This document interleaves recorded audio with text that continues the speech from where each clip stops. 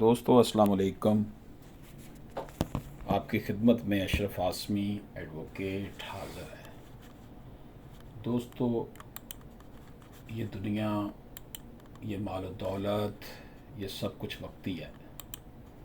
بہت جلد ہم نے اپنے رب کے حضور پیش ہو جانا ہے۔ اس لیے اس دنیا میں اس طرح رہنا چاہیے کہ جیسے ہم مسافر ہیں۔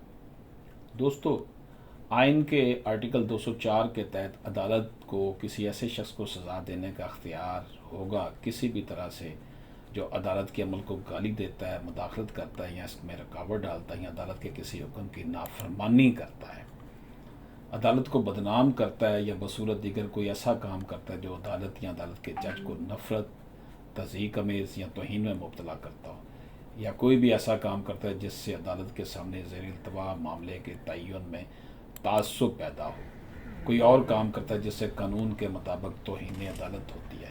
اس آرٹیکل کے ذریعے عدالت کو دی گئی طاقت کا استعمال قانون کے ذریعے اور قانون کے تابع اور عدالت کے بنائے ہوئے قواعد کے ذریعے کیا جا سکتا ہے۔ توہین عدالت کے جرم کا ارتکاب کرنے والے 6 ماہ قید یا 1 لاکھ روپے جرمانہ اس کو ہو سکتی ہے۔ لیکن موجودہ دور میں جو کچھ ہو رہا ہے سوشل میڈیا پر، یا ہمارے ججز جو کچھ کر رہے ہیں اور جو انصاف کے ساتھ کھلواڑ ہو رہا ہے، اس کے بعد تو صورتحال ہم سب کے سامنے ہے۔